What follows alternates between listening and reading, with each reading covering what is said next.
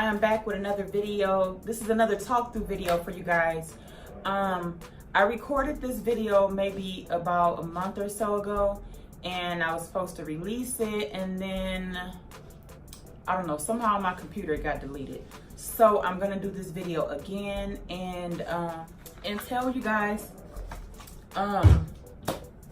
why stylists charge what they charge. I'm actually here at the salon right now, obviously, and I just finished my last client of the day. So yeah, but there's a lot of thought process that goes into our pricing, and one of the things that go into pricing is, or one of the things we factor into our pricing is the location. Location matters because usually if you're in more of an upper class area, somewhere nicer and safer, then your rent will be more expensive at your place, your salon, or at your studio, whatever you're working out of. It'll be more expensive to be in that area. So stylists do have to charge a little bit more if they are in a better area or upper class area. Somewhere that's more of a low income area, somewhere that's more crime or something like that, then the prices will be a lot cheaper because the area and safety and all that kind of stuff is kind of compromised for that area. The rent isn't as expensive, so you would be paying cheaper if you are in more of a lower class, or like more of a area that maybe have a little bit more crime than others. So location is number one. It's also the city that the stylist is living in. Every city is different. Every city is different as far as pricing goes. You may pay something a little bit more expensive on the West Coast, and maybe on the East Coast you'll pay something cheaper. It all depends, but every city is mainly different when it comes to pricing for different services. So don't expect to move from Atlanta, where there's stylists on every single corner, and then you go to, let's say, a city like Las Vegas, where there is a high demand for stylists here, and you expect for the prices to be the same from Atlanta to here. It won't be. Vegas, in a city like Vegas, where there is a high demand for stylists, it would be more expensive. First of all, it would be more expensive because of the fact that the stylists are hard to come by. There's not a lot of stylists, especially black stylists and people that specialize in certain type of hairstyles. So you should expect to pay more when there is not a high demand for stylists. And that kind of brings me into my next one. The prices that the stylists in your area, my nails look so bad. Oh, anyway, the stylists in your area, if they're charging a certain amount, then a lot of times with stylists, you want to be competitive with what's already in that area. So based off of what's in your city, you base your prices off of what's already being charged, as well as a host of other things too, but that is one of the things that you will do to determine what your prices will be, is what everybody else is already charging in your area. Also, the cost of, if you're in a salon where you have to cover everything, like if you have to cover water, you have to cover rent or lease or something like that. If you have to cover having people come in and clean, you have to wash, products in the salon, the cleaning products you need to clean your salon, all those things also factor in as well, because even though, you guys don't think that goes into the price, and it does, because the money has to come from somewhere. So if we're paying for that, out of our own money, then it has to all pan out. It has to all make sense, we don't want to work a full day and have to put back, all of our money goes back into our hair products and into the products it costs to clean the salon, and then we have nothing left over for the labor that we've done. So that is definitely something that goes into play when we are we're thinking about the prices for our salon services.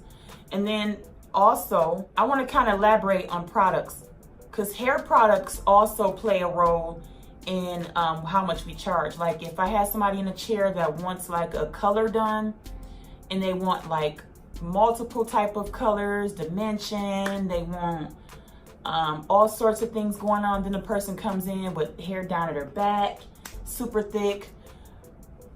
That is going to require more of my products. It's going to require more color. It's going to require more developer. So, and it's going to require more time. So with all of that, it would have your cost a little bit more. Because first of all, if you have thicker hair, it's going to take longer to do it. And then all of the products that you use. So, you know, that stuff has to be replaced. And we are the ones replacing everything that we need in the salon. But yeah, so everything that you use have to be replaced. Like right now, I have a long list of things that I need to purchase that I have ran out or about to run out. And I'm the one that has to pay for that. So if I don't factor in all of those things, and I just base it off of the products and just, you know, add on a little bit more, then I will be gypping myself, because I would never make anything. So, you know, you have to take all of those things into consideration as well. Cost of amenities, all of that stuff also is important when you figure out what you want to price your services at. Your tools, the capes, you know, all of that stuff you have to remember when you're setting up your prices. And then also labor. So let's say you have a client you're working on for 4 hours. You charge them $50 and they're in your chair for 4 hours. Just saying, you know, how can you make any money? You won't make anything. So if you're charging them $50 and they're in the chair for 4 hours, and you're using product on them, so 10% of your money is going to go to products. Another 10% will go to amenities and things that you need to replace as far as your amenities go. And then let's say 10% goes to your products that you need to, your cleaning products for your salon and toiletry and stuff that you need like that. Where does that leave you as far as how much you're getting paid? You see what I'm saying? You won't make anything. So you must factor in labor. It's how I do it is the cost of labor is what I think of first. And then I do a percentage for my products, a percentage for my cleaning products, a percentage for what I pay every week for my rental or to rent my space. I factor all those things in, and then I come up with my prices. You know, your back bar, all that stuff has to be replaced by somebody. And if you're not in a salon that replaces those things, then you have to replace it out of your pocket. So you have to make sure that you are taking into consideration all of those things. In my area, there is not a whole lot of stylists. I work out in Henderson in Nevada. So in my area, there's not a lot of black stylists, not a lot of people that do the work that I do. So I'm considered like I kind of have like a special niche.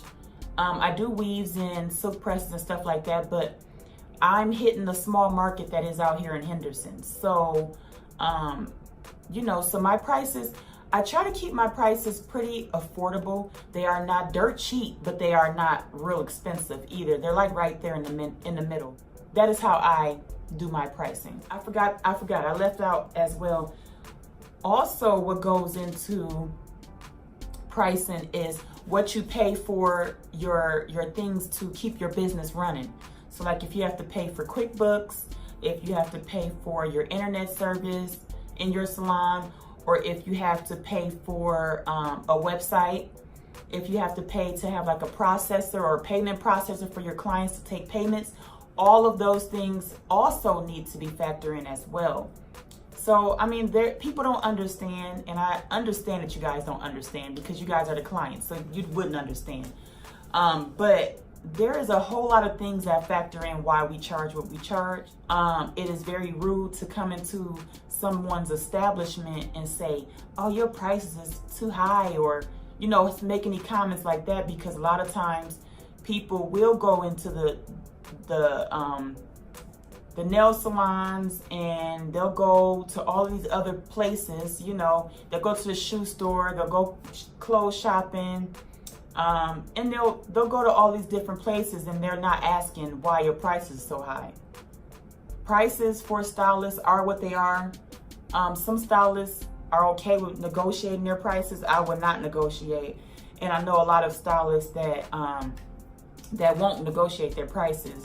But for me, just to always be giving back to my clients, I do something called a referral plan, where if you refer people, I'll give you 20% off each referral. So people are referring me all the time. So, you know, you're able to save something more by doing that, but then I'm getting another head in my chair. So it works out for both of us. But, you know, you guys have to factor in all of those things when coming up with your prices for all of you stylists out there. And for all of you clients that don't understand, if you like your stylist and you like your stylist work, then don't ask them why do they charge what they charge. Just pay. Just pay. Or go find somebody else that will be cheaper, will fit more in your budget, and somebody that you feel fits your needs.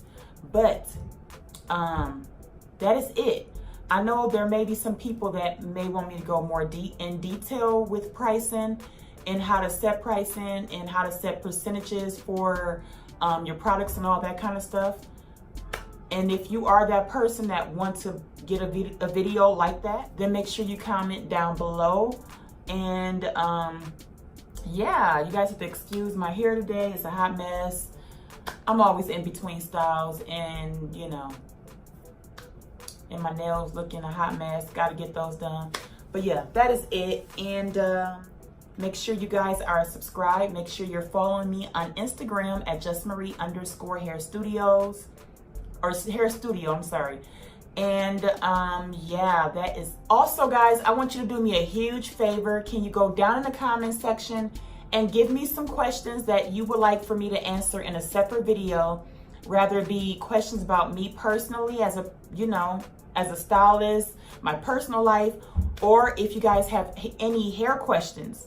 I want to do a separate video with, I'm going to pick 10 of the best questions, and then I'm going to answer them in a video, a separate video. So make sure you guys go down in the comment section right now and go and ask me a question, and then I'll look through them all and I'll put together a video answering the questions. So I will see you guys next time. Thank you so much for being subscribed, and I'll see you guys next time. All right, bye. Bye, beauties.